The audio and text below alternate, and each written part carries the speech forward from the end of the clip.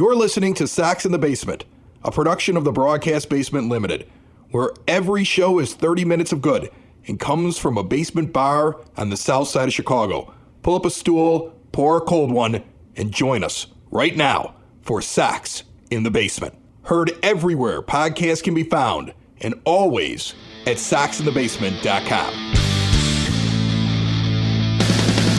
And welcome down to my basement on the south side of Chicago. My name is Chris, and I am one half of what is Sacks in the Basement, recorded at my 9-foot homemade oak bar. Pull up a stool, pour a cold one, and join us. So just pour a cold one wherever you are at and sit back and relax and enjoy a White Sox simulated game using MLB The Show 20. We've been doing it since opening day, and we will continue to do it as long as necessary. And don't worry, if baseball comes back, which we all hope it will, we will finish out this season so we don't leave you hanging.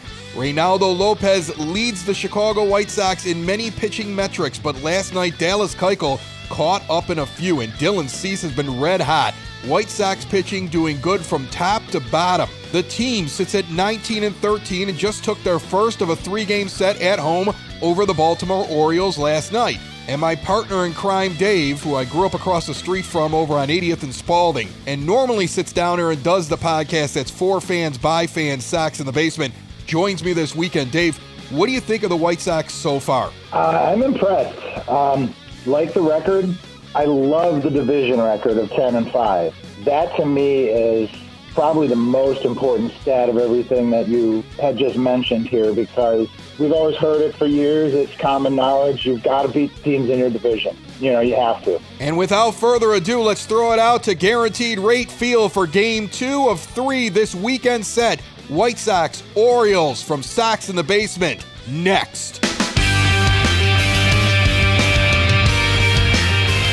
And welcome to a beautiful day at the ballpark. Guaranteed Rate Field with the Chicago White Sox taking the field right now against the 10-22 Baltimore Orioles. The Sox sitting at 19-13 as we get this simulated game underway from Sox in the Basement.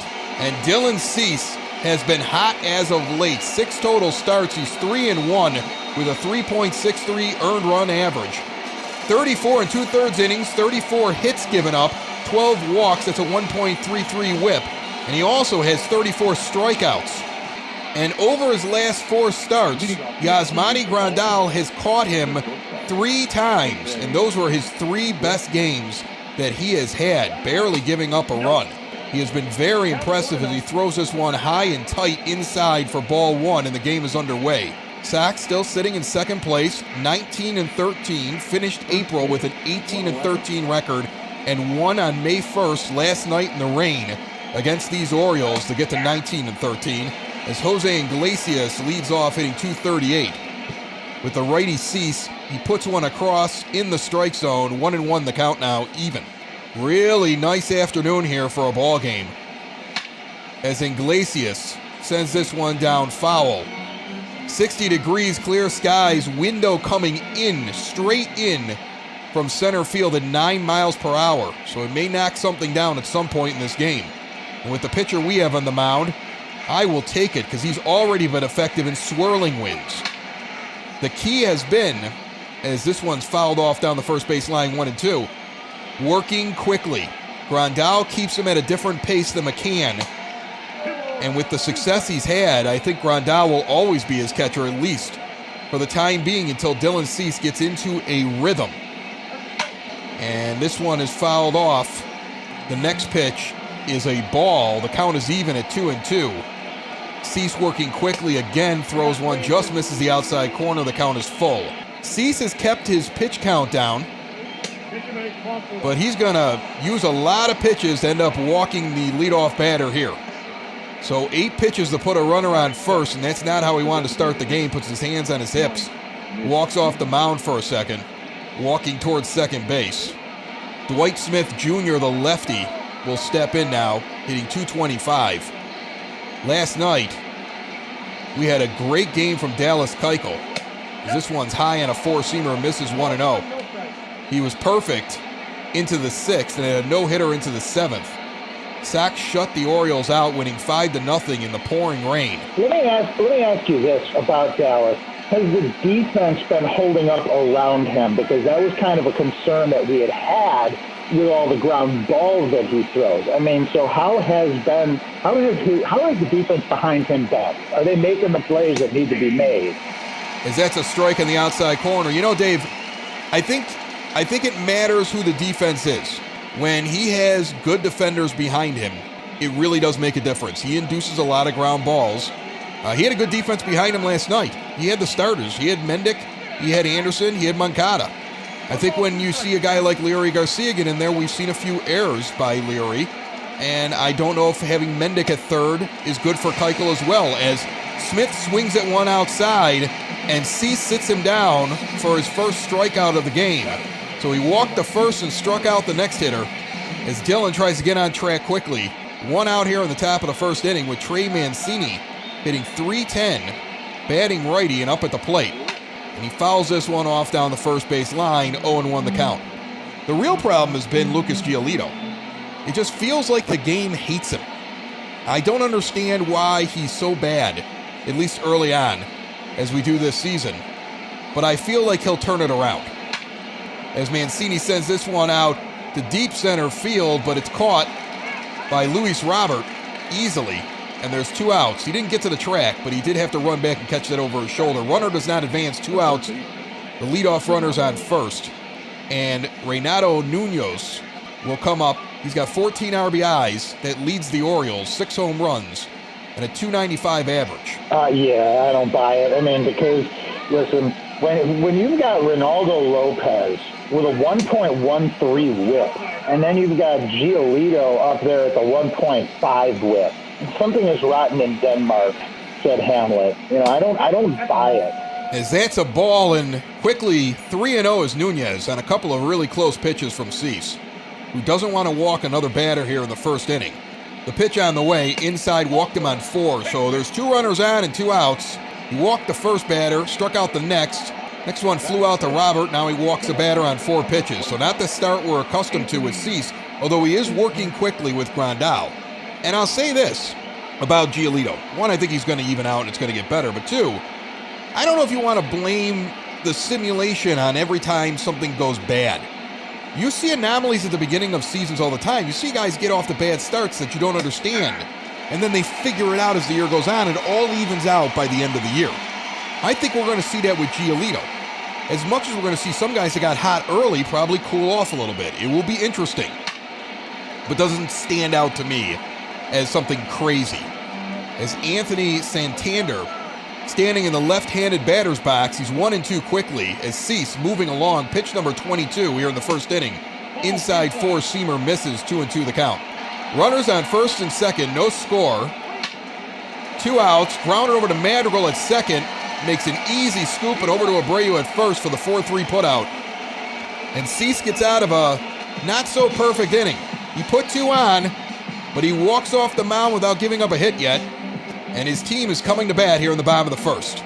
Cole Stewart, 6 games so far here in 2020. He's got a 1-4 record, a 9 ERA, 9.00 over 25 innings, 35 hits and 16 walks. That gives him a whip over 2, 2.04, 21 strikeouts. Walks and hits per innings pitched, over 2. If he's going to put on 2 guys an inning against this offense, we're going to have a fun day at the ballpark. Tim Anderson steps up, hitting .331, and the pitch is on the way, and the first one is ripped deep down the third baseline, hooking foul right before the pole. He was all over the first pitch from Stewart, who takes his hat off and brushes his brow, and he's 1 pitch into the game. Oh, I want to eat this guy alive with a 2.04 whip over 6 games. That's why this team is 10-22 and 5th in the AL East.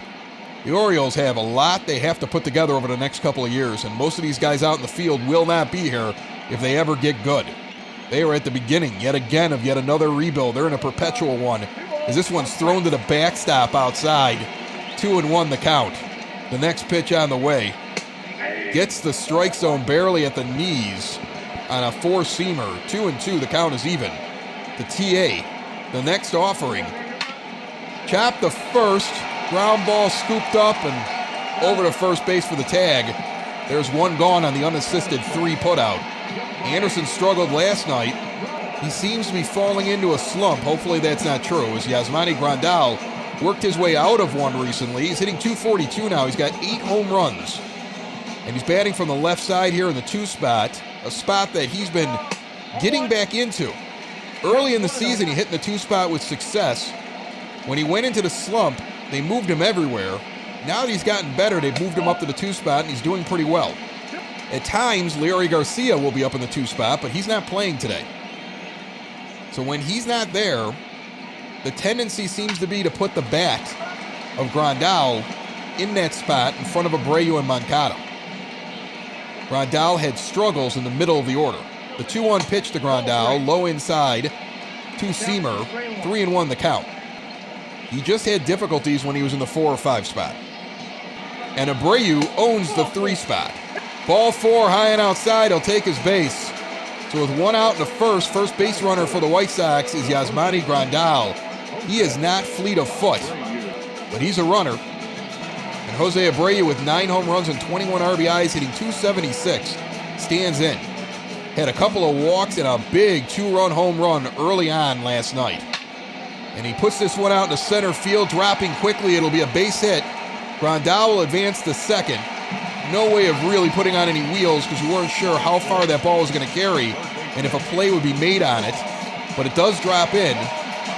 So there's 2 on now for the Sox with 1 out. Yoan Moncada comes up to hit on the left side of the plate. He has 2 home runs from the left side, 3 from the right so far. 4 RBI on the left side, 12 from the right. The pitch on the way to the .336 hitting Moncada is low and inside but catches the zone. 0-1 the count. Yoan laid off that opening pitch. Here's the next offering. Outside changeup misses. 1-1 the count. We said that the whip of Cole Stewart was 2.04. Well, those 2 base runners are on this inning. So now what are you going to do with them? 2-seam fastball just above the knees for a strike, 1-2. As Moncada is yet to use the bat, standing in looking for something he hasn't seen yet. The offering misses outside on a changeup, 2-2.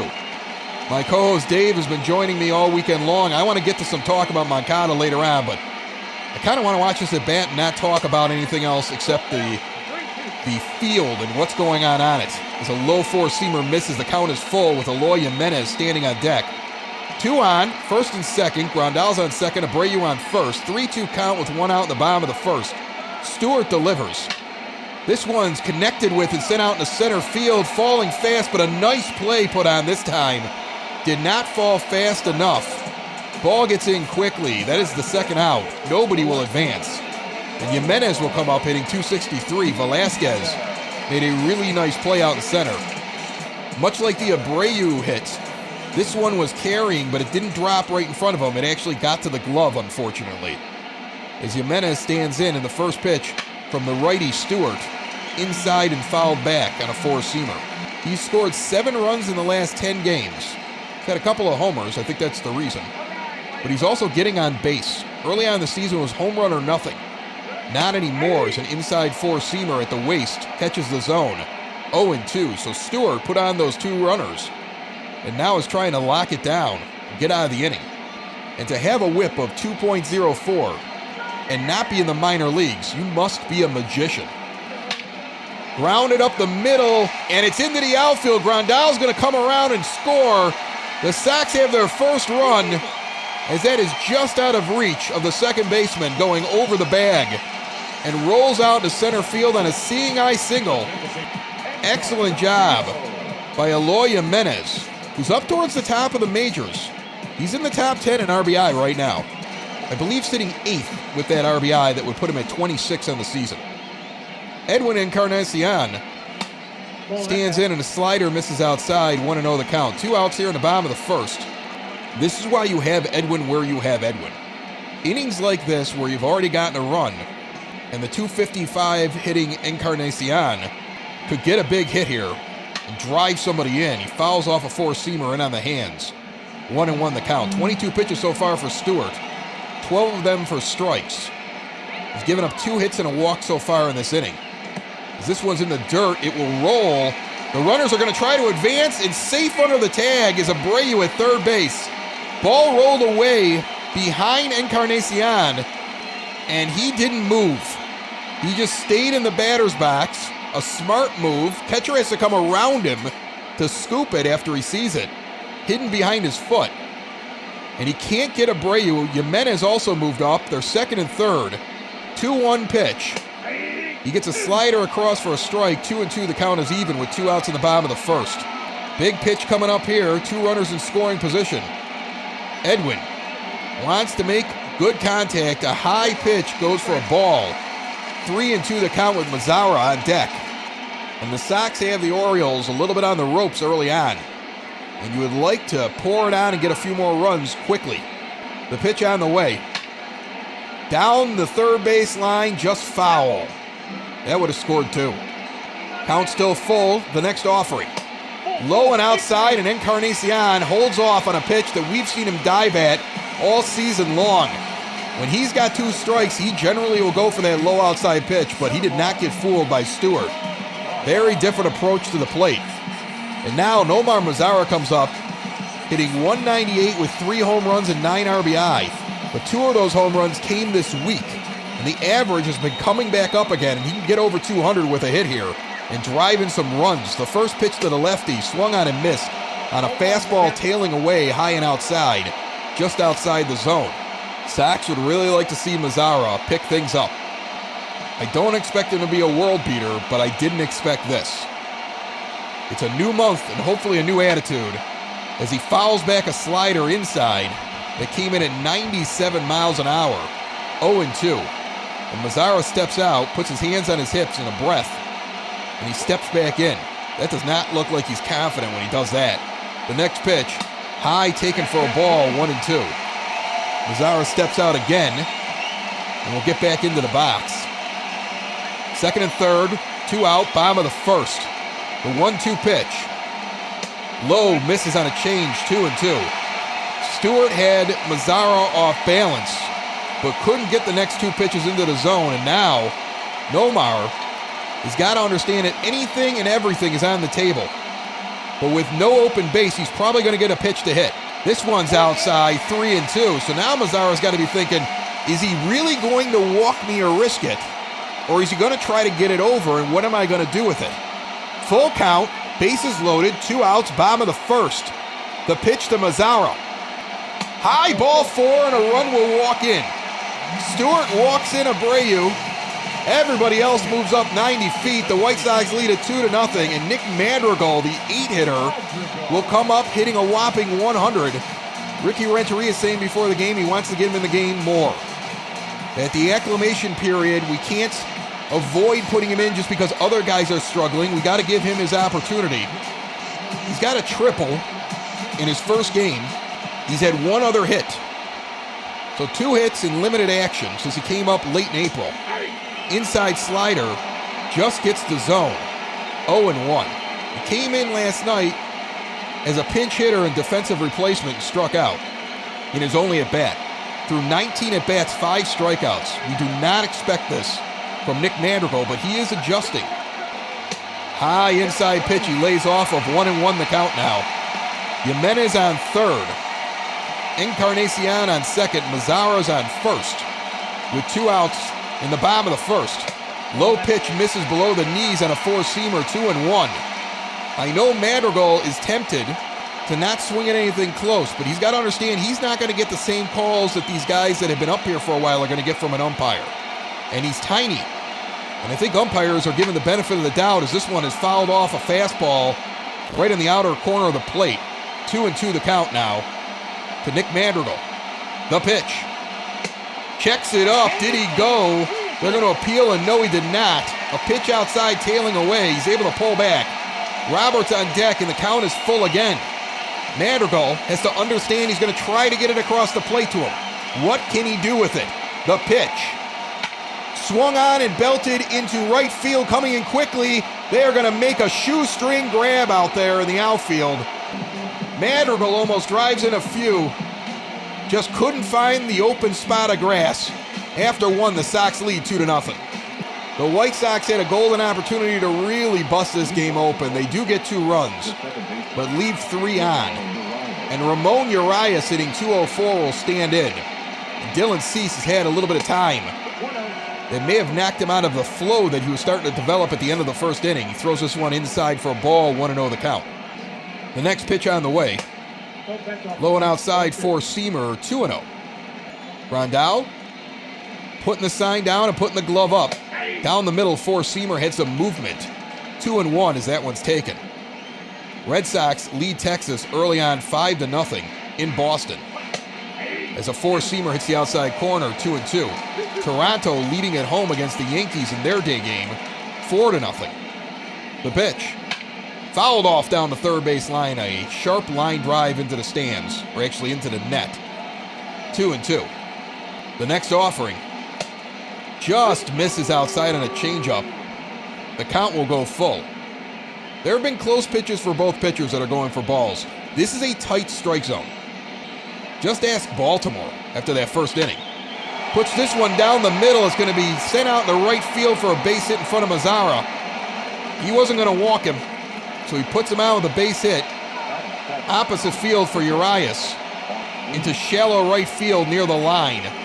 He's only going to get a single as Mazzara was all over it. So the leadoff runner is on first. And Austin Wins, we didn't see him last night. He's hitting .243 in limited action, stands in the righty.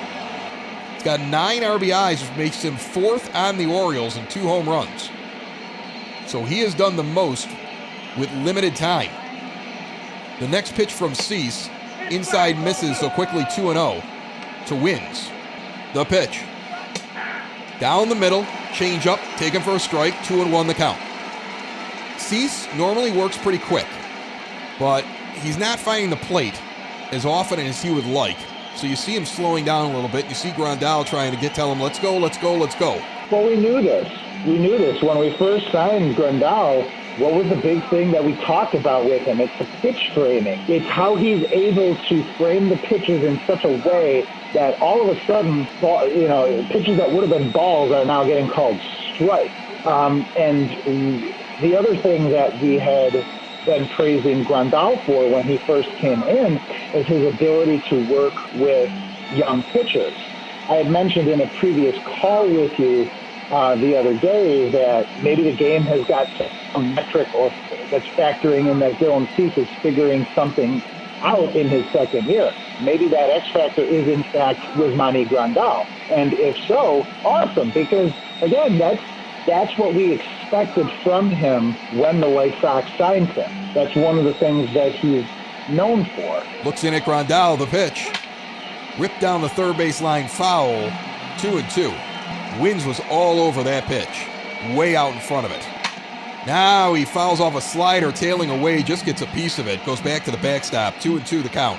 Cease, hesitation, then delivery, and he gets the outside corner on a fastball. Wins takes it, he's mad at the umpire, but that's a clear-cut strike and a second strikeout for Dylan Cease. And Andrew Velasquez hitting only .087, but made a really nice play in center.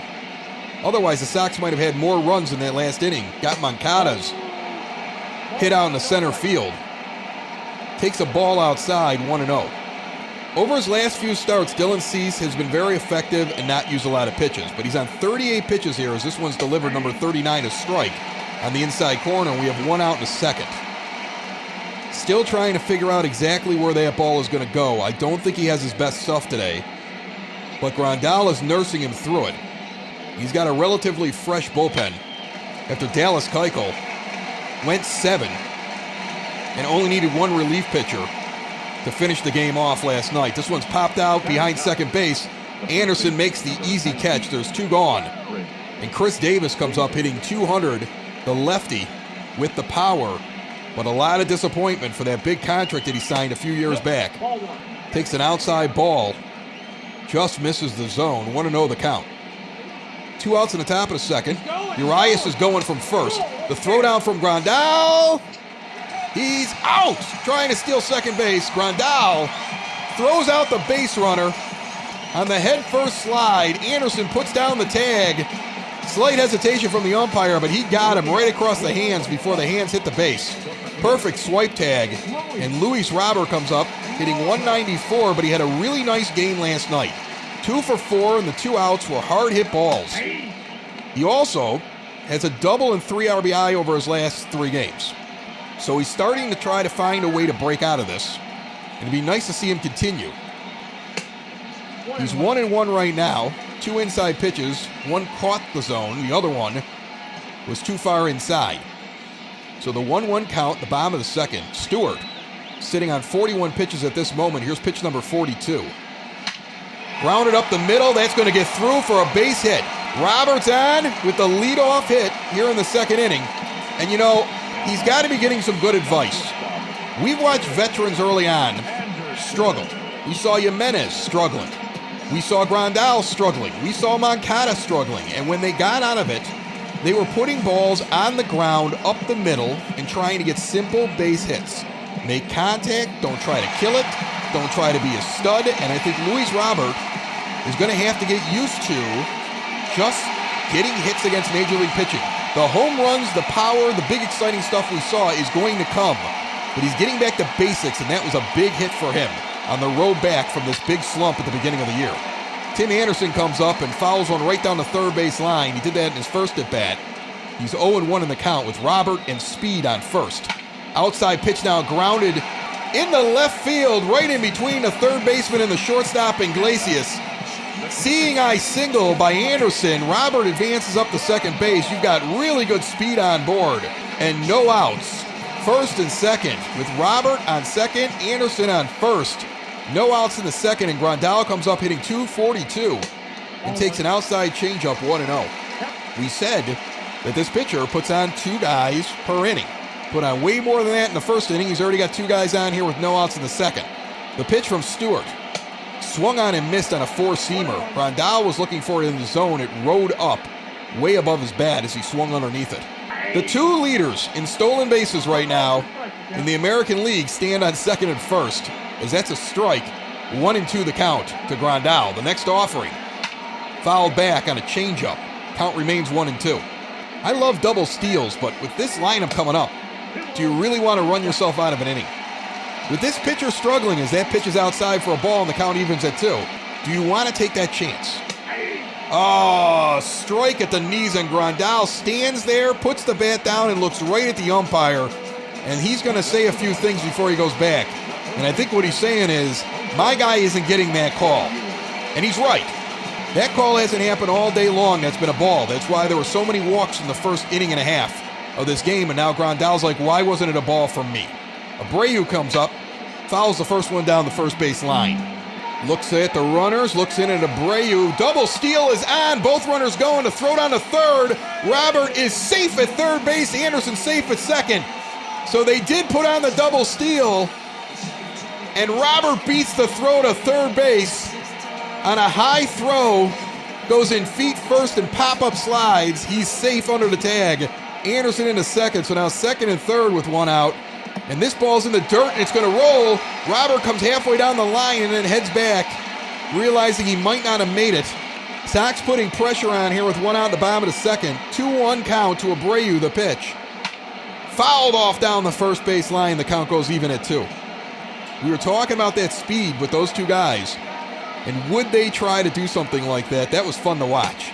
A low 4-seam fastball taken. 3-2, the count is full. Moncada's on deck hitting .333. Stewart's already up to 55 pitches. Sox have a 2-0 lead. Abreu knows a flyout at least scores a run. A base hit's going to score 2. A home run scores 3. The pitch. Fouled off into the dugout down the first base line. Count remains full. The pitch on the way.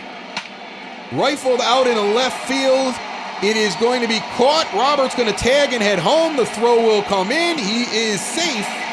Anderson waits at second in case the ball is cut off. Sox get the run on the sac fly out to left by Abreu and lead 3-0 as Moncada steps in with 2 outs and unfinished business. As he was one of the few that made an out going through the first time in the lineup. He's got a runner in scoring position that he wants to get across. 4-seamer above the knees.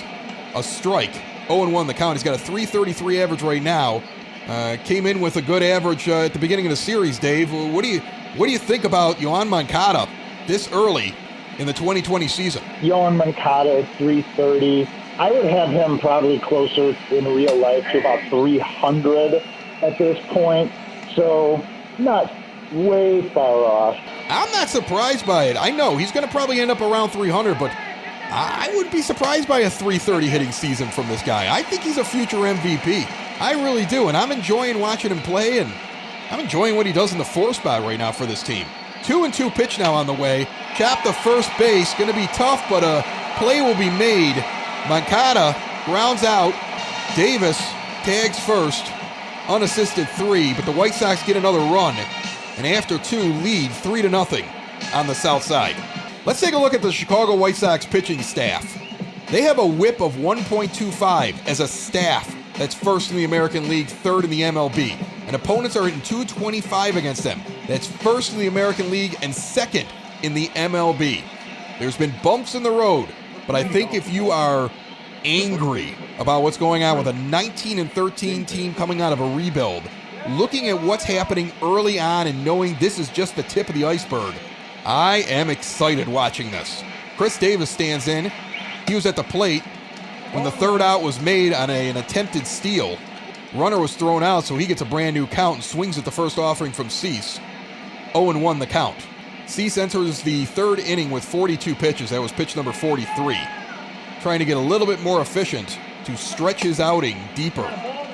Outside changeup misses, 1-1 the count.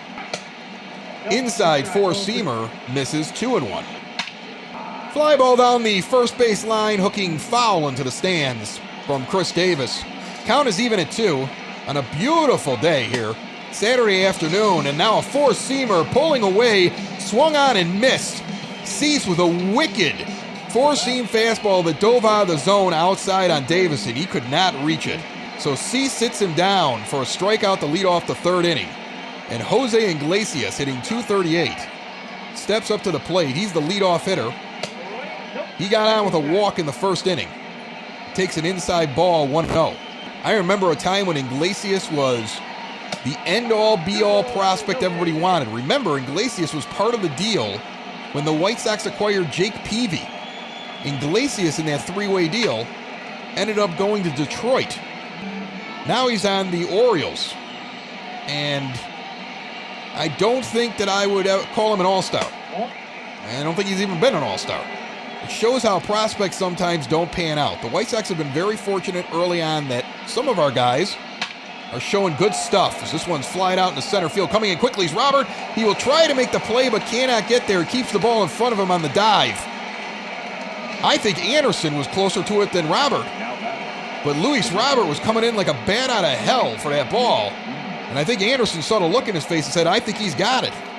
And Robert could not come up with the ball, so that's going to be a base hit, a single. Iglesias is on first. And now Dwight Smith Jr. stands in, 0 for 1, the lefty. Takes a strike low in the zone. And he's 0-1 in the count. Cease working quickly. Throws a changeup low and inside. The 1-1 pitch, grounded to second. Madrigal catches it, flips to Anderson across the first. They'll get him. Nice scoop by Abreu. Rack him up. 4-6 to 3. The double play ends the third. At least the top of the third. The bottom's coming up. Folks, this broadcast is brought to you by Cork and Carry at the Park, 33rd in Princeton. Make sure that when everything opens up, you're in there. I'll be there. We'll have a beer together. But before that happens, we have to support them. And you get good food out of it. They got award-winning burgers, wraps, salads, all the good stuff, all the ballpark food. As Eloy Jimenez stands in and takes a changeup on the outside corner for a strike, 0-1. Check them out on Grubhub. Go to corkandcarryatthepark.com directly. Jimenez is 1 for 1 as he grounds this one softly down the third base line. A tough play. He is safe at first as the ball was more like a bunt. He swung, chopped it into the ground, and it went along the dirt. Third baseman Nunez did not want to go near it, but the pitcher scoops it, and I think it would have gone out of play. And he made the wrong choice, being overly aggressive. Jimenez is able to get down the line and is safe at first base.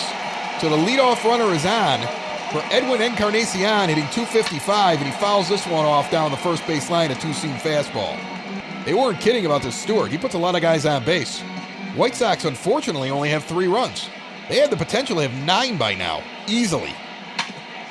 That one's fouled back into the chest protector of the catcher. 0-2 quickly. Bottom of the third, Sox lead 3-0. No outs, runner on first. Inside pitch almost gets Encarnacion. That would have sent him to first as well. He gets out of the way. 1-2 the count. Cole Stewart, the starter for the Orioles, has been putting a lot of guys on base, and a few of them have scored. He's almost to 70 pitches here. He will not be on the mound for long. White Sox trying to take advantage of a team that just isn't very good, and that's what you have to do. Four-seamer over the bat of Encarnacion, swung on and missed. He will go down swinging. Second strikeout for Stewart. And there's 1 out. Nomar Mazara will step up to the plate. Got on with a walk. Actually, a run got walked in that at bat. So he gets an RBI, right? 198, though, he's still hitting. Swings at the first pitch, sends it out into right center field. It stays up way too long, even though it was in the gap. It'll be caught by Vasquez coming over from center. And he'll get it into the relay man. 1 pitch, 1 out for Mazara. He's done that a lot this year. Not a badly hit ball, just hung up too long. And Nick Madrigal is batting 8th right now. He's 0 for 1 with a ground out. No, I'm sorry, it was a fly out. The fly out in the shallow right field. And he's 1-0 on a pitch outside. The righty Madrigal stands in there with the size and intimidation of a hobbit. He's a tiny man as this one misses high. Probably would have been a strike for most people, but it's eye level for him. This one's rifled out into right field and into the gap. Runner coming all the way around. Jimenez is going to score. Madrigal's on his way into third. He has his second triple of the season. 3 hits and 2 of them are triples to the right center field gap. Nick Madrigal. And what's great about this play is the leaping second baseman almost makes the play. That misses his glove by inches. And then it continues to rise as it goes out into the gap and gets all the way to the wall. Really hard hit ball by Madrigal. He gets a triple, drives in a run. Jimenez scores. And with 2 outs, the White Sox get a run in the third. They lead 4-0, and Luis Robert takes the first pitch for a ball, 1-0. Already has a base hit up the middle. Now he swings on this one and sends it out to right, tailing back towards the pole, but it will stay in and be caught as the right fielder was playing near the line. Madrigal gets a hit, a triple in fact. Drives in a run, Sox lead 4-0 after 3. Foundation issues not properly handled can be costly. Family Waterproofing Solutions is owned by Ken, a veteran of the United States Marines, and his wife Maria, making them a veteran-owned business and a female-owned business that will diagnose and repair wet or leaky basements. And while they're located on the Sox side, Family Waterproofing services the entire Chicagoland area and Northwest Indiana. And now, after taking time off to ensure they can do things safely and securely for you, Family Waterproofing is back in business and doing jobs. Plus, part of the proceeds for every job that they do are donated to veteran and first responder organizations who support our frontline defenders. And currently, Sox in the Basement listeners have access to special pricing when they contact Family Waterproofing Solutions now, 708-330-4466, or visit them today at FamilyBasementWaterproofing.com. And folks, Family Waterproofing Solutions has Sox in the Basement deals. Just tell them you heard about them on Sox in the Basement, and they will hook you up with some of the great deals they have. On certain days, you get a lot of money off just by mentioning us. So check that out. I know a lot of you have been calling. I talked to the owner over there. Ken is very excited about this partnership and very excited about working for White Sox fans, fixing what's going on in their basements. And remember, a portion of the proceeds go to first responders and veterans organizations. Ken, a vet, he's a Marine. His wife Maria and him run the business. Really nice people. Inside four-seamer catches the zone. 2-1 to Trey Mancini, who's 0 for 1 in this game. Cease working here in the top of the fourth inning with a 4-0 lead. At some point, we'll see the bullpen. I don't think this is a complete game kind of thing with him. He doesn't seem to have the stuff, but at some point we'll see that bullpen. The bullpen has been very, very strong so far. it'll be interesting to see when Michael Kopech eventually joins the team, who gets dropped out of the bullpen down to the minors, as the count goes full on a swinging strike to Mancini. And then who leaves the rotation? And will we have to wait for a while because everybody's pitching so well? Change up high, and it catches the zone. Mancini laid off of it thinking he was going to get ball 4. That is another strikeout for Cease. Good for him. He's starting to really find his rhythm. First out of the inning. Actually, looking down at Michael Kopech right now, he's not doing very well. You look at his month, he had a very, very difficult month. High whip, high ERA. Hasn't taken a win down to AAA Charlotte. So remember, he's working his way back from a surgery. There is the possibility that could actually happen. And he's got to get things put back together again. As Renato Nunez steps in, hitting .295 and fouls that one off. 0-1 the count. Next pitch sent over to short, backhanded by Anderson over to first. Gets him with plenty of time. 2 outs here in the top of the 4th quickly, as the first 2 have gone down for the Orioles. And Anthony Santander, the left fielder today, stands in there, hitting left-handed against Dylan Cease. Cease into the wind in the pitch. Rifles this one out to Jimenez. He's going to come over, get called off by Moncada, who went way back to get that one. I don't know if Jimenez would have made it. He was on a shift. Moncada was in the perfect spot. 1, 2, 3 go to the Orioles midway through the 4th. And Wade LeBlanc, we saw him last night, comes in. He's got 12 games under his belt, 32 innings, 1-1 record, 5.06 earned run average. He will take over here, so only 3 innings for the starter. Now LeBlanc comes in for some long relief. Tim Anderson's up there to lead things off. He's 1 for 2. And he chops the first pitch to third. Lots of time to make that throw over. 5-3 putout. And Anderson is retired on 1 pitch. Bad day for Cole Stewart. 74 pitches over 3 innings. He gives up 4 earned runs. He walked 3, gave up 6 hits. He's probably sitting there saying, man, I'm lucky I only gave up 4. He was in trouble from the get-go. Yasmani Grandal comes up, now with a lefty and LeBlanc. He, a switch hitter, will move over to the right side. With 1 out in the bottom of the 4th, the first pitch is sent right over to second base on a line drive and snagged out of the air. 2 pitches, 2 outs. As Grandal lines out to second. LeBlanc's going to get into the dugout and look at his counterpart and say, why couldn't you get anybody out? These guys swing at the first pitch all the time.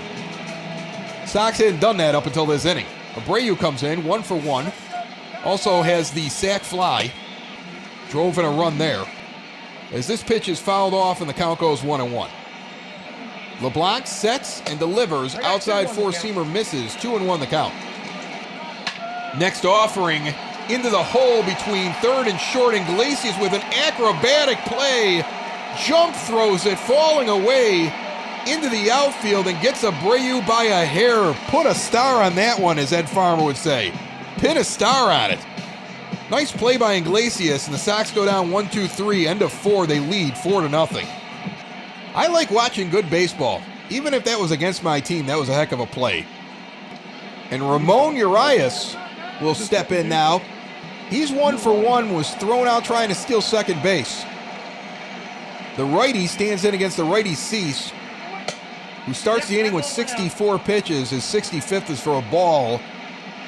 Outside curveball. 1-0 the count. Now he goes low and outside on a 4-seamer. Urias lays off it. 2-0 quickly. The next pitch on the way. Strike on the inside corner on a change. 81 miles an hour on that pitch. Some guys can throw the change in the 70s. You want to have it as slow as possible compared to your fastball. The bigger the difference, the more effective it's going to be. The 2-1 pitch on the way. Foul back a slider inside at the knees. 2-2, the count is even. Oakland leading Tampa Bay 3-2 right now.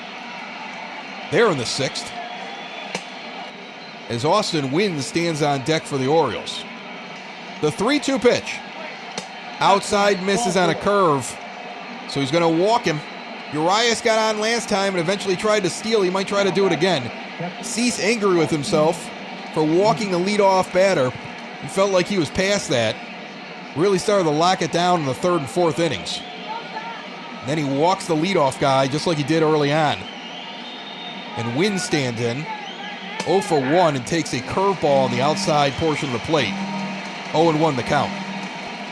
Cease checks the runner, Urias, who has a big lead. The pitch on the way. Lifted out down the right field line. It's going to curve foul about 2 sections before the pole. 0-2. The pitch. Swung on and missed on a four-seamer at the knees. He burns it by him for the first out and the 5th strikeout of the game for Dylan Cease. 1 out here in the 5th. Cease looks best when he's attacking. And when he's nibbling, that's when the problems start to arise. When he's taking his time on the mound, the problems start to arise. When Grandal gets him into a groove and he trusts his catcher, he does very well. We're talking about one of the best framing catchers in the bigs and a veteran presence that should have a good influence on these young pitchers, and he seems to be having one so far. The pitch to Velasquez misses. The next one grounded up the middle off the glove of Cease, who tries to make the play, and it bounces over the bag into center field. Robert now throws away the ball coming in. Grandal cuts it off. Nobody's going to advance. Robert came up throwing, but I don't know who he was throwing to. Rolls all the way back to Grandal, but he cuts it off, and Urias does not try for third. He would have been done. So a seeing eye single puts 2 on with 1 out here in the 5th inning. And Chris Davis is up to the plate for the Orioles. I don't know what Robert was throwing at. Like, he comes up to throw it, and I think he assumed there'd be a cutoff man, but he didn't see one, so he kind of threw it where he thought they were going to be. There was nobody there. Both Anderson and Madrigal were both running over the bag, so maybe they got confused as to whose job it was. They haven't worked together very much. And Robert comes up thinking he's got a guy, and he throws the thing in between third and home, and luckily Grandal's standing there watching this thing and saying, I got to get the ball. Somebody has to do something. We got too many rookies on the field. We got Madrigal out there. We got Robert out there. We got Cease is essentially one. I mean, he pitched for most of the year last year, but too many guys not making decisions. Ground ball to Anderson, flipped to Madrigal, and over to first for the double play. Another double play ending another inning for the Orioles, and that's good news for the White Sox. Midway through the 5th, the Sox still lead 4-0. Yoan Moncada kicks off the inning. Takes an inside pitch. 1-0 the count. Moncada has a .920 OPS and a .381 on-base percentage. Grounds this one to short. Sucked up and sent over by Iglesias. And he is out. 2 pitches in. He's the first out of the 5th. You know, Yoan was cruising along, and then Dave threw doubt, threw shade on his batting average. He's having a rough game today at the plate. Nobody else on the White Sox seems to be, as Eloy Jimenez is up there 2 for 2. And waits as LeBlanc puts a cut fastball across the zone on the outside corner. 0-1 the count. The next offering fouled back a 12-6 curveball quickly. 0-2 to Jimenez. Maybe LeBlanc should have started for the Orioles. The next offering. Chopped down to third, scooped up, over to first. 5-3 put out. 2 outs here in the bottom of the 5th inning. LeBlanc came in the 4th inning for the Orioles and has retired the first 5 batters he's faced. Before that, the White Sox were lighting the Orioles up to get 4 runs, and it felt like they could have 10 right now. As Encarnacion stands in and fouls this first one off, 0-1 the count. That's why you got to get the runs when you can. You don't know if the next guy that comes in is going to be red hot. Sox were lucky and fortunate to get runs when they could. 4 is better than 0. The 1-1 pitch, fouled back, 1-2 the count. Remember, recaps of the games, then series recaps with full stats, and much, much more after every broadcast at SoxOn35th.com. Encarnacion swings at one in the dirt. He goes down with a strikeout. After 5, Sox still lead 4-0. Top of the 6th inning, Sox are up 4-0. Dylan Cease sits on 80 pitches. He will try to get through 6, get another quality start. He deserves it. He's held him down. Has not given up a lot of runs over his last 4 or 5 starts. Been very, very effective. You keep seeing the ERA and the whip go lower and lower and lower, and the guy behind the plate, Yasmani Grandal, has a lot to do with that. Iglesias, who led off the game, leads off this inning and takes a ball high. 1-0 the count. He has 31 hits on the season. That's third on his team. As Cease goes into the wind, throws this one below the knees, 2-0. LeBlanc has come in and really changed things for the Orioles in terms of pitching, as this one's flied out to Mazzara, can of corn, he's underneath it, and there's one gone in the top of the sixth inning.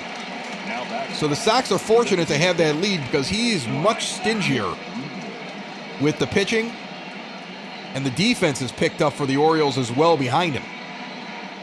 Dwight Smith Jr. is 0 for 2. The lefty stands in and takes a four-seamer inside at the knees. 1-0. One out, top of the sixth inning. The pitch from Cease. Swinging strike, changeup, low in the zone. 1-1 the count. Grandal looks to be calling for a pitch high now. He gets it. It's sent out to center field. Underneath it is Robert. He'll wait patiently and make an easy catch. 2 batters, 2 outs.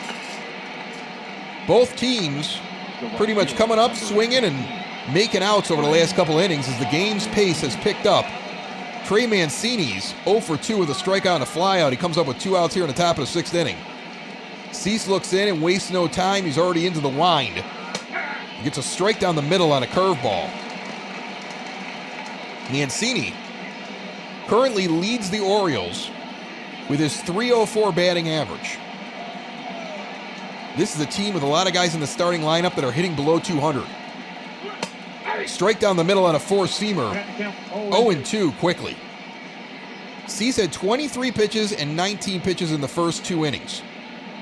Over the last 3, he's been single digits twice. The effectiveness has stepped up as this one is rifled out into left center field, trailing back towards the wall, and gone. Mancini hits a solo shot. The first run of the series for the Orioles is a 404-foot blast that got out of here in a hurry into about the 4th or 5th row in the left center field gap. 106.5 miles per hour on the exit velocity. Mancini rounds the bases. That's his 5th round tripper of the season. And it is a 4-1 ball game with 2 outs here in the 6th inning. It was a nice offering from Cease. He went low and away. And Mancini just was looking for it, obviously, because he made solid contact and took that one out. And Nunez now stands in 0 for 1 and takes a four-seamer inside for a strike. 0-1 the count. He's got a walk in the first inning. Dylan Cease has been stingy giving up runs, especially home runs lately. But nobody's perfect as this four-seamer is fouled off. Quickly, the count is 0-2. Grandal raises the glove up high. The pitch coming in is high. 1 ball, 2 strikes, down. Way too high. It goes for a ball. Count is 1-2, 2 outs, top of the 6th inning. Mancini just hit 1 out. The first run for the Orioles so far in this series. Took them 15 innings, almost 16, to get their first run of the series. This one's now sent down the third base line, tailing towards the wall. It is gone. The Orioles go back-to-back against Dylan Cease. As Nunez puts it down the line on a line drive, Cease screams into his glove. He is frustrated with himself. Gets out at 106.3 miles per hour, 348 feet into the White Sox bullpen, right down the line, about 3 feet fair along the line next to the pole. Just gets over the wall, too. Like if it's 2 feet lower or 3 feet more to the left, that is not a home run. So now Cease is giving up back-to-back home runs to the Orioles. The Sox lead is cut in half, 4-2. And the next one is sent out deep in the right field. Tailing back, Mazzara will leap, and it's over his head. Back go the Orioles. Santander hits one out. I can't believe what I'm watching right now, as the White Sox fan base is stunned, and I am stunned as well, and Dylan Cease kicks the dirt He is just frustrated now. Now it's like they have a cheat code. You can't figure out what's going on here. The White Sox have been holding down the Orioles. Cease has been holding down the Orioles. Nothing's been hit really deep. That one lands in the Goose Island bar. They're going to come out and talk to their pitcher. Cooper's going to talk. Nobody was warming up. He was cruising. He had 2 outs. They got to get guys up now. Just a turn of events with 2 outs to have back-to-back-to-back home runs. And Coop is out there visiting with his pitcher, trying to tell him, you got to get together. He puts one arm on Cease's shoulder and one arm on Grandal's shoulder. And he's trying to have a heart-to-heart with him, like, what is going on here? Are we giving something away? Maybe that's what they're talking about. Herrera and Fry are up, warming up quickly, with 2 outs in the top of the 6th. Just moments ago, it was 4-0. Then 3 straight home runs, and the last 2 were on the last 2 pitches that Cease threw. And he throws this one high, nowhere near the plate, because I wouldn't want to throw anything near the plate either. I would imagine his confidence is shaking a little bit.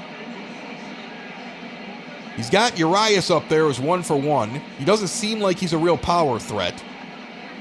I think Dylan's got to realize he went through the middle of their order and their guys were on him somehow. You still have the lead. Strike on the inside corner. 1-1 the count. It's a check swing. They said he went around enough.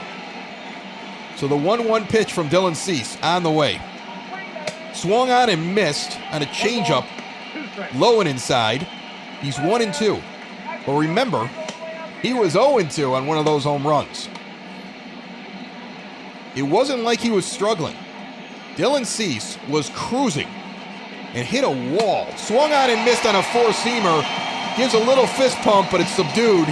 He's frustrated with himself. Through 6, he gave up 3, so that's a quality start, but he wanted much more than that. Midway through the 6th, it's a 1-run game. Herrera and Fry continue to warm in the bullpen. One of them will be coming in. I would imagine it'll be Herrera with Fry available just in case.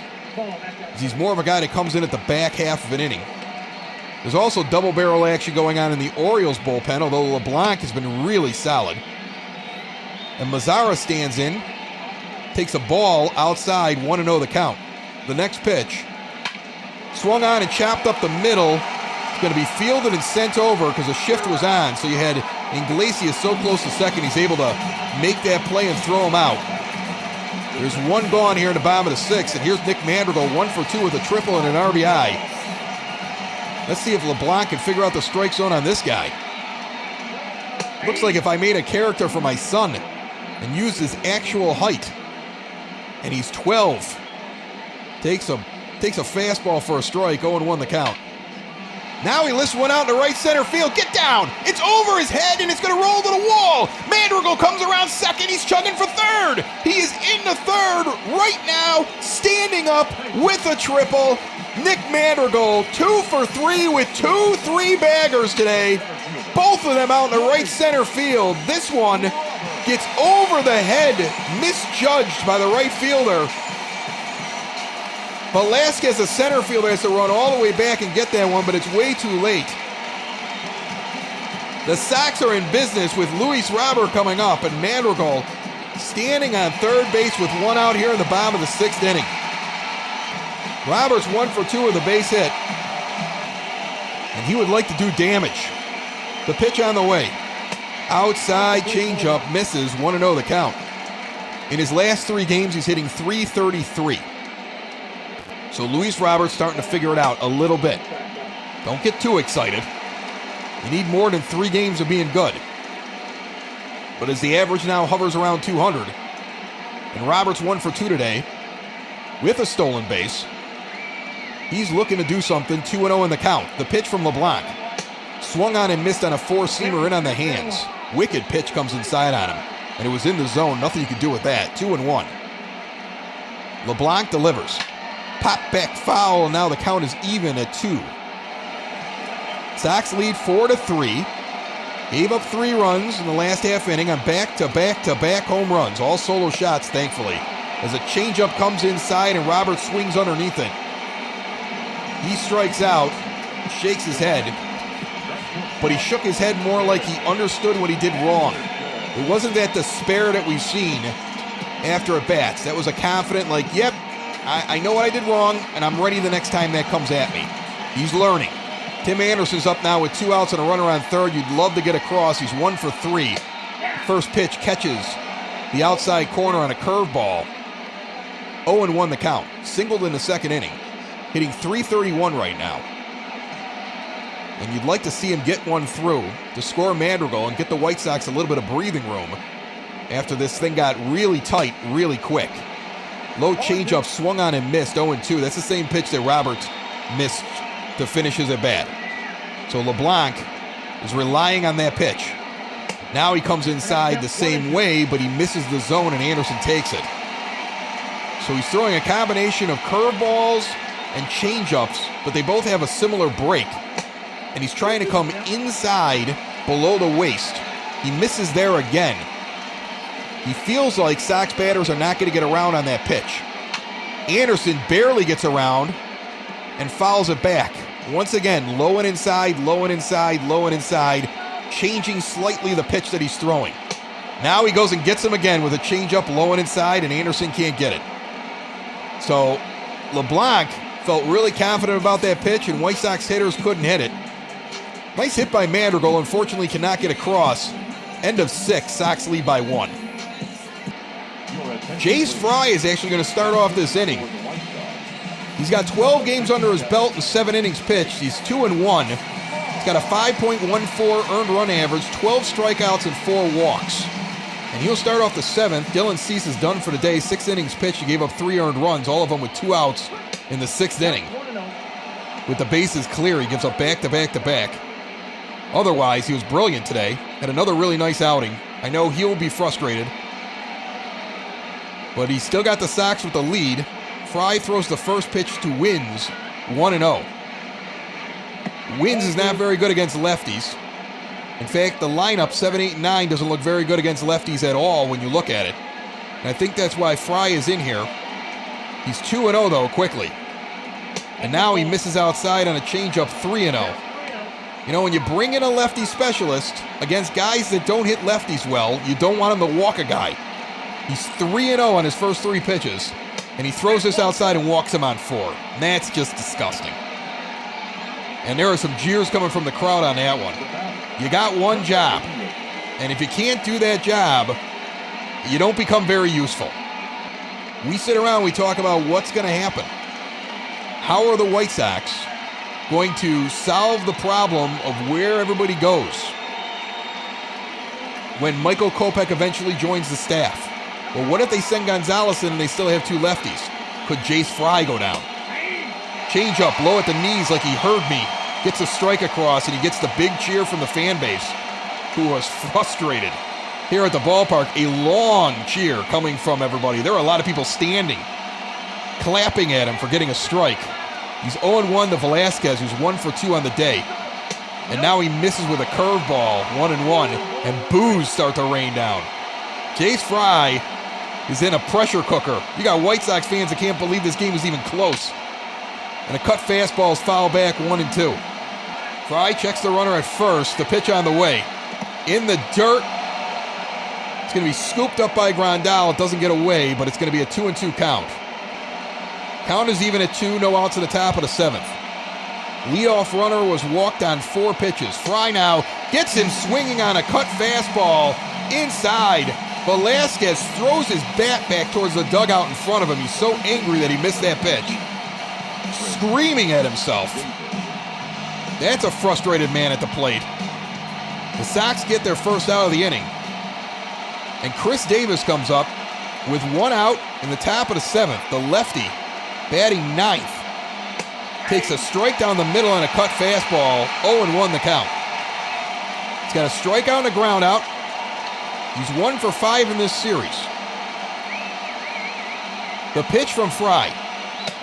Misses outside on a curveball, 1-1. Herrera continues the warm in the bullpen. Fry checks the runner and pitches. Hits the outside corner at the knees. Cut fastball taken for a strike, 1-2.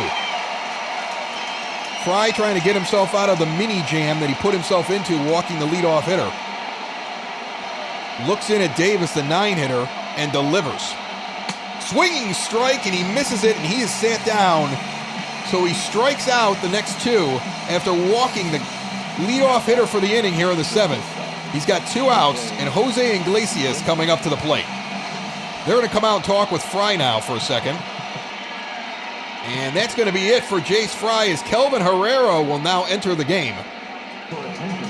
Herrera has 11 games under his belt, 15 and a third innings, 2.35 earned run average, 13 strikeouts, 7 walks.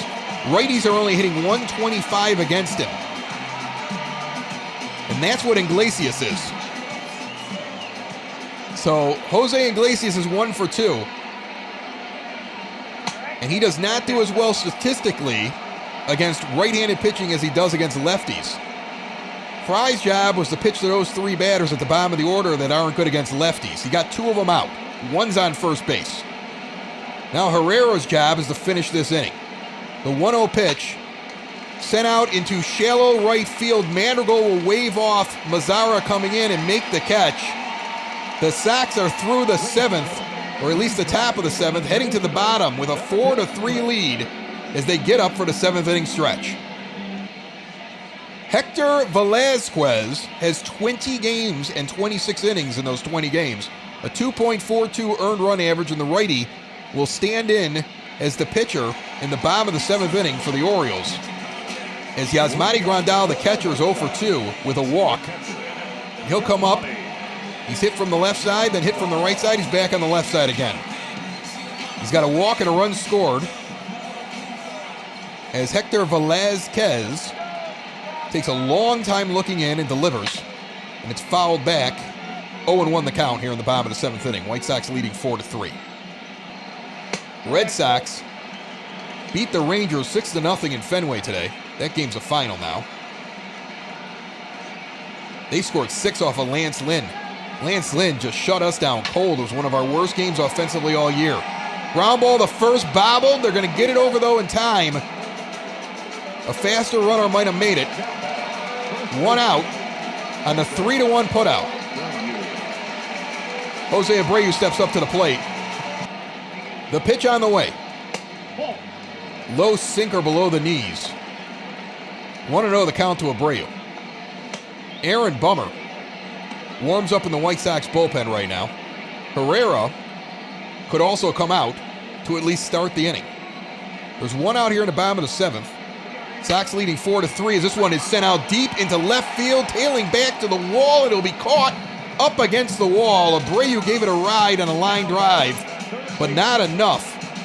You know, that's what's amazing about all those home runs from the Orioles in the 6th inning. The wind is still gusting in from center field, and it totally knocked down that home run from Abreu. Or what would have been one. Instead, it's a fly out to left field. Yohan Moncada's 0 for 3, was frustrated his last time up. Batting from the left side again, with 2 outs here in the bottom of the 7th and nobody on. He takes a lot of first pitches. Strikes, balls, down the middle. He likes to look at the pitcher. He is not a first pitch kind of guy, normally. The second one here, he grounds the short over to first on the easy putout. The Sox go down 1-2-3. After 7, the White Sox continue to hold on to a 4-3 lead against the Baltimore Orioles.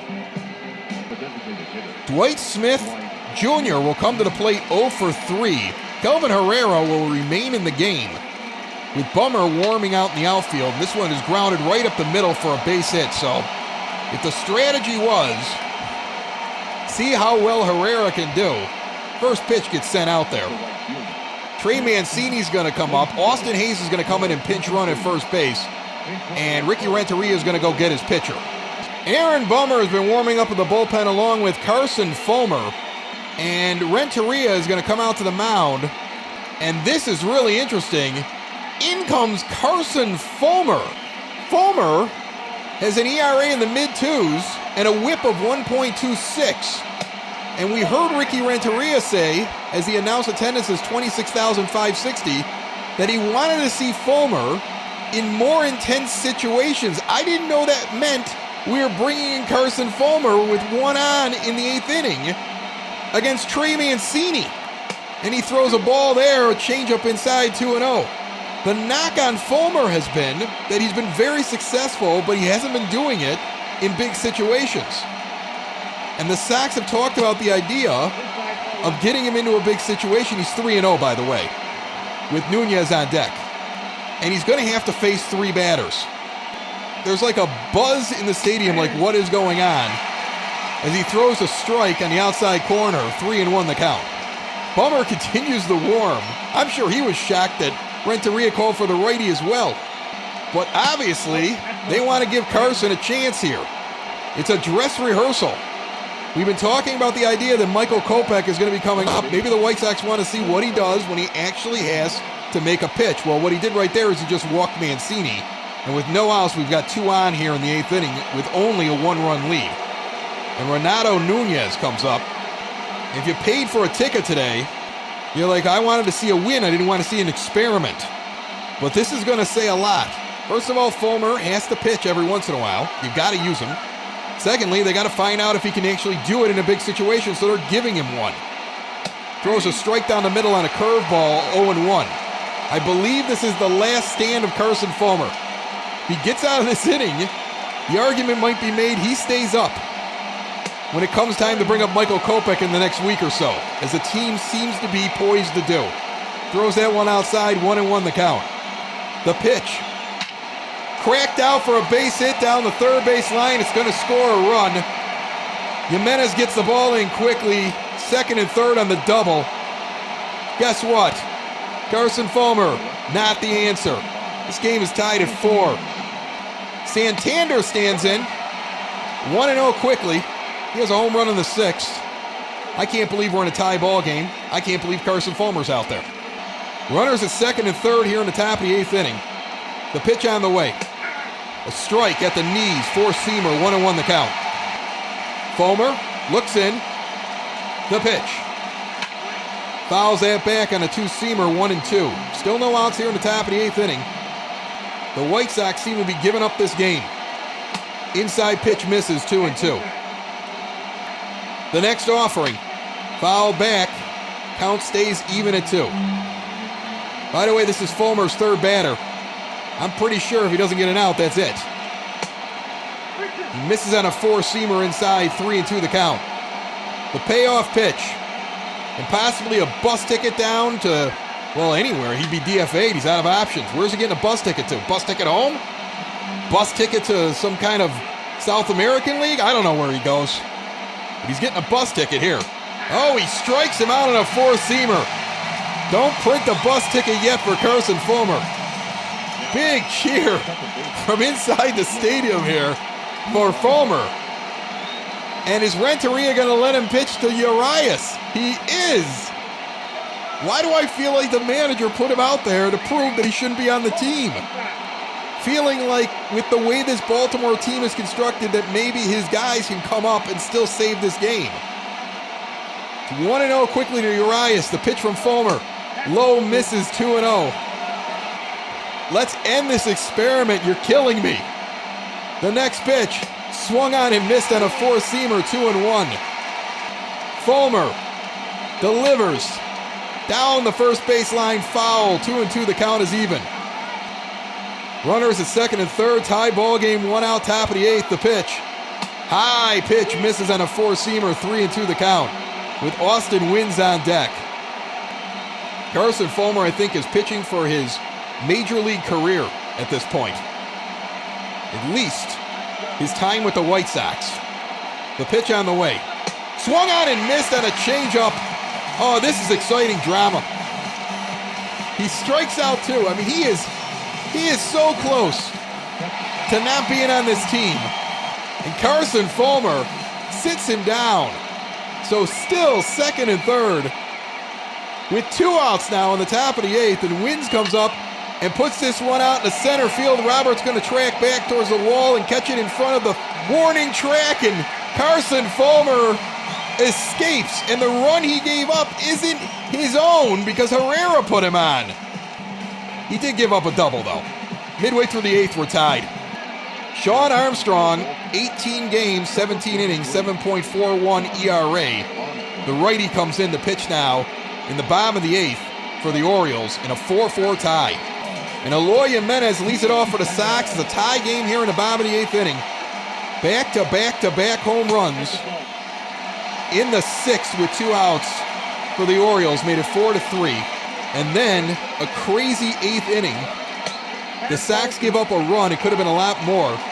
But Ricky Renteria wants to know what he's got with the White Sox draft pick, Carson Fulmer, who's out of options. And you know what? I don't think he played himself off the team there. He found something. And he got out of that inning, and now Jimenez is 3-0 quickly at the plate with Armstrong pitching to him. In a 4-4 tie. The pitch on the way. Swung on and sent out into right field, tailing back, but it looks like it's going to be caught near the Goose Island bar. Jimenez swings on a 3-0 pitch and flies out to right field for the first out of the inning. Encarnacion steps in, takes an outside four-seam fastball for ball 1. Armstrong is not really finding the strike zone early. I felt like Jimenez gave him a break by swinging at one that could have been ball 4, but he really wanted it. Now he misses the zone again on a low pitch, 2-0 to Encarnacion, who hopefully will be a little bit more patient. Next pitch is high, ball 3. I'll be honest with you, he's thrown 7 pitches, and I believe all 7 of them were outside of the zone. Jimenez reached for one that was close and sent it out for a fly out. Another 3-0 count. Let's see what Encarnacion does. Takes a pitch inside for ball 4, so he lays off it.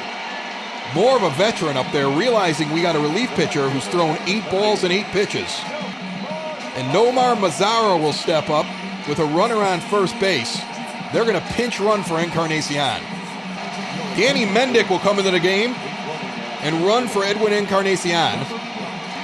So Mendick puts a little bit more speed on. Encarnacion's really a station-to-station guy in a tie ball game here with 1 out in the bottom of the 8th. The pitch on the way is high and misses a four-seam fastball, 1-0.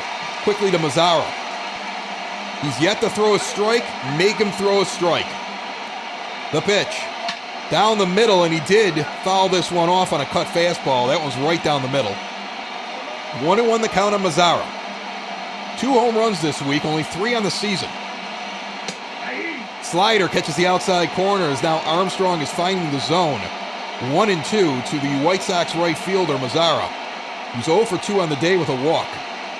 Swings on and drives one deep in the right center field, way back to the wall, and it's off the top of the wall. It's going to stay in. Mendick's coming around third. He's going to score. Mazara's in the second, and the White Sox take the lead 5-4. Nomar Mazara with his 7th double on the season gets another RBI.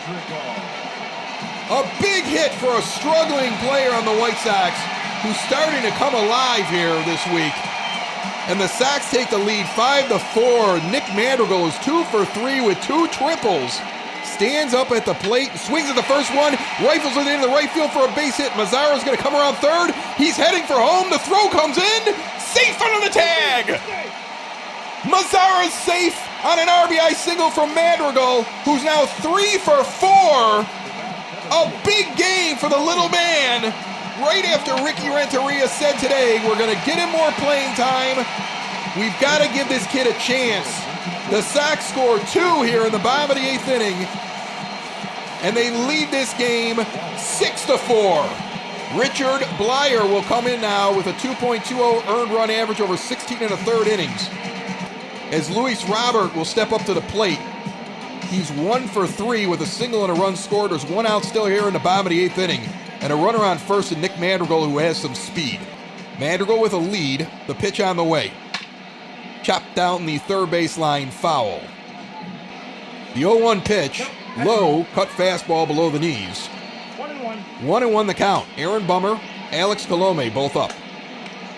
Dave, we've talked about this.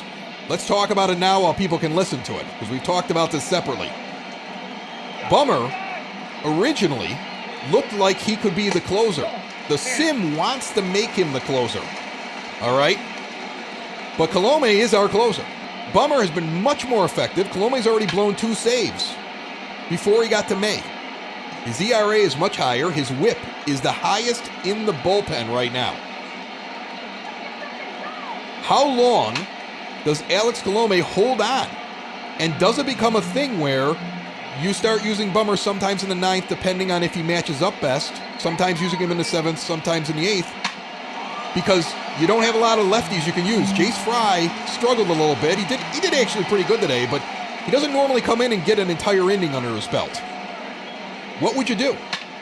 As this one's rifled out in the right field, Robert with a base hit, Madrigal's in the second. Well, Madrigal's going to come around now and try for third to throw over, and he's safe. He is a quick little guy.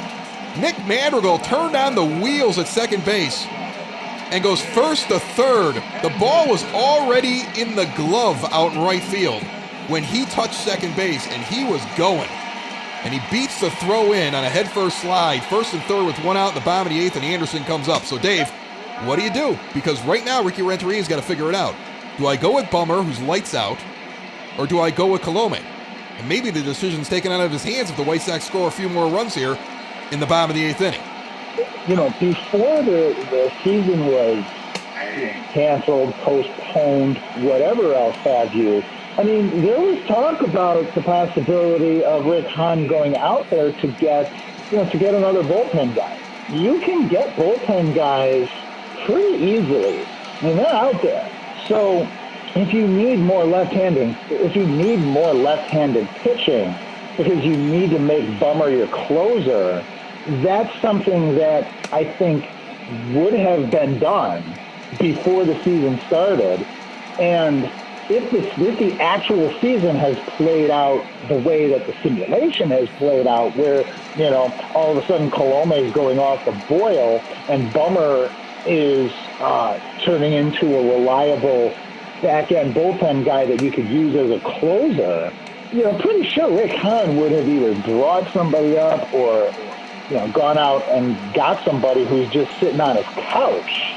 If it was me, give Bummer some shots at that closer position, but then be prepared to go out there and get somebody to help balance out the bullpen a little bit for the middle of games, or if you need to bring in a lefty in the 6th, 7th, or 8th inning. Anderson grounds at the second. The throw over, the shortstop Iglesias gets it over to first. He will not get Anderson. The run is going to score. They attempt the double play and cannot get it. It goes 4-6 on the fielder's choice. Madrigal scores. Roberts out at second base. Anderson safe at first. And the White Sox now lead by 3, 7-4. So at this point, I would think it's going to be either pitcher. I mean, it's really whatever the manager prefers at this point. They're the two guys that are up. You can go with either one now and not say, well, I picked this guy because he's the closer. But I don't think Ricky Renteria should be worried about who comes in the 9th inning. You know, who cares? The right guy for the job. I don't know if you need a traditional closer in the major leagues these days. You know? And every once in a while, if he wants to have Bummer do the 9th, he should let him do it. This one is a shot back down the first base line, back towards the wall. It is caught up against the bar. The Goose Island section almost gets out. Grandal nearly makes it 9, but the Sox only have 7 and lead 7-4 going into the 9th inning. Alex Colome will come into the game here in the 9th inning with a 3-run lead.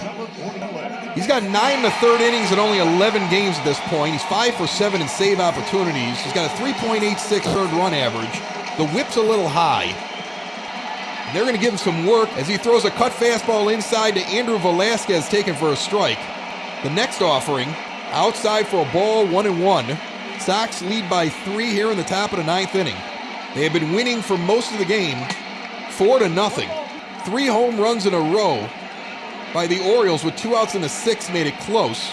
They tied it in the top of the 8th.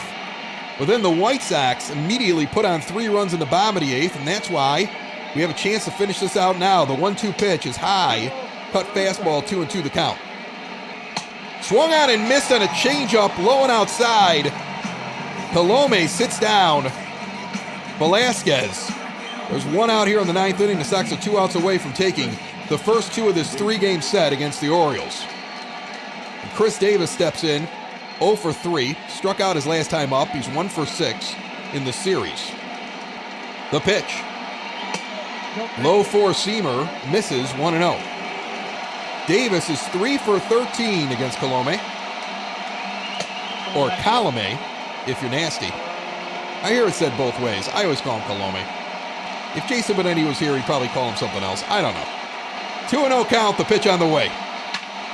Lifted out into left field. Jimenez going to trail back, put his glove up, and catch it up against the sign and the wall in left center. A long out, but there's 2 outs here in the top of the 9th inning, and Jose Iglesias stands in 1 for 3, and Colome deals immediately to the right-handed hitting Iglesias. And a four-seamer hits the outside corner for a strike, 0-1. Sox fans on their feet, looking for the win. A cut fastball goes for a strike, 0-2.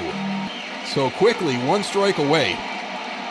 An up and down game, but a fun one here. If we can put it away, rifled out in the left field. Jimenez on his horse makes a nice play running towards foul territory.